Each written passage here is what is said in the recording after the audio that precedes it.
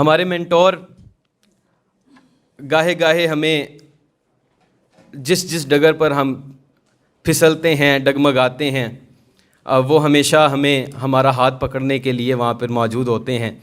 میں انہیں اسٹیج پر تو بلانا چاہتا تھا، لیکن ڈائریکٹ ڈائس پہ بلانا چاہ رہا ہوں کیونکہ ابھی ٹیلی ویژن پر ان کا لائیو پروگرام ہے تو ان کو وہاں پر پہنچنا ہے. سینئر جرنلسٹ ہیں، group head multi media Urdu point, ہم سب کے مینٹور اور ہمیں بڑا موٹیویٹ کرنے والے جناب شاہد نذیر چودھری صاحب، آپ سے ملتمس ہوں کہ سر آپ اسٹیج پر تشریف لے آئیے اور کتاب کے حوالے سے اور صاحب کتاب کے حوالے سے آپ کے خیالات کے جو اظہار کرنا چاہتے ہیں، ہم اس سے مستفید ہونا چاہتے ہیں. بہت شکریہ سر. بہت بہت شکریہ حذیفہ. کتاب اور صاحب کتاب دو الگ الگ موضوع ہو سکتے ہیں، لیکن میرے لیے ایک ہی موضوع ہے.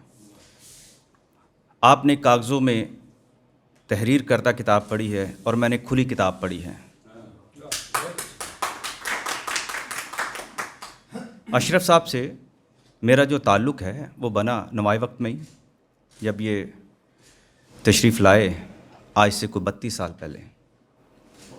تو ان کو بھی شوق تھا لکھنے کا، کہنے لگے میں لکھوں گا کچھ کہانیاں، کچھ مضامین، کچھ سیاسی باتیں. میں نے کہا سیاست تو ساری دنیا کر رہی ہے، اگر آپ نے لکھنا ہے تو میں آپ کے ساتھ ہوں.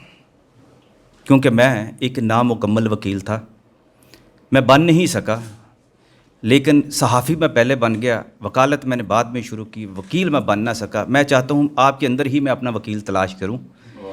میں وہ چیزیں نہیں لکھ سکتا جو اب آپ لکھ سکتے ہیں. تو گفتگو اسی طرح ہوئی تھی. کہنے لگے مجھے کیا کرنا ہوگا. میں نے کہا آپ اس پوری قوم کو وکالت پڑھا دیں، آپ قوم کو بتا دیں کہ قانون کیا ہے، ان کے رائٹ کیا ہیں، اور ایک عام شہری کو قانون کو پڑھ کر اپنی زندگی کیسے گزارنی ہے. ہو سکتا ہے اور یقینی طور پر ہو سکتا ہے کہ میرا ملک جو ہے وہ مہذب ہو جائے. یہاں سے جانے والا جب یورپ جاتا ہے، امریکہ جاتا ہے، تو وہاں بڑا احترام کرتا ہے، ٹریفک کا بھی، ہر چیز کا بھی کرتا ہے، سویلائزڈ ہو جاتا ہے. ایئرپورٹ پر اترتے ہی، بلکہ جہاز کے اندر ہی وہ سب کچھ پھر بھول جاتا ہے.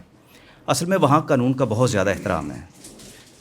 تو یہاں بھی ذرا تھوڑی سی انہوں نے جدوجہد کی، بلکہ جہاد کیا، اور انہوں نے شروع کیا. میری ایک عادت تھی، جیسے کچھ اشارے دے رہے تھے،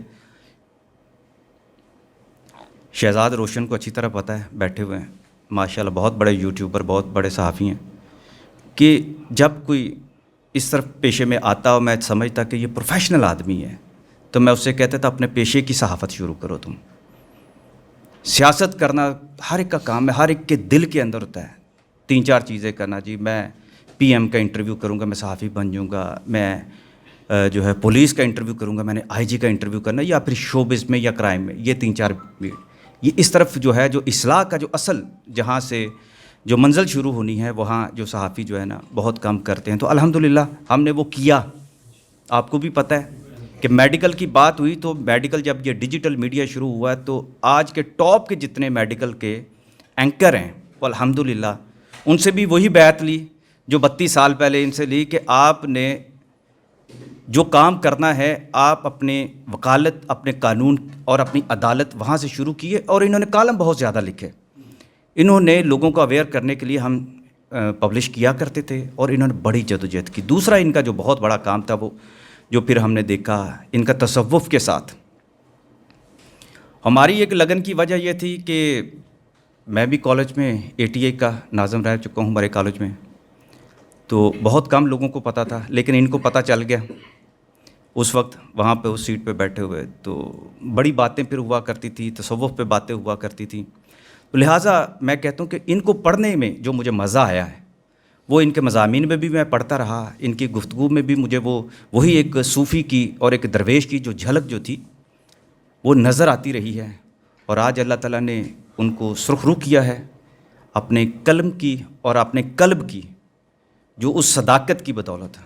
اور میری دعا ہے اللہ تعالیٰ انہیں مزید ہمارے لیے رہنمائی اور اس قوم کے لیے بہتری کے لیے جو اپنا جو فنون ہے ان کو استعمال کرنے کا ہنر جو ہے پوری طاقت کے ساتھ عطا فرمائے. بہت بہت شکریہ.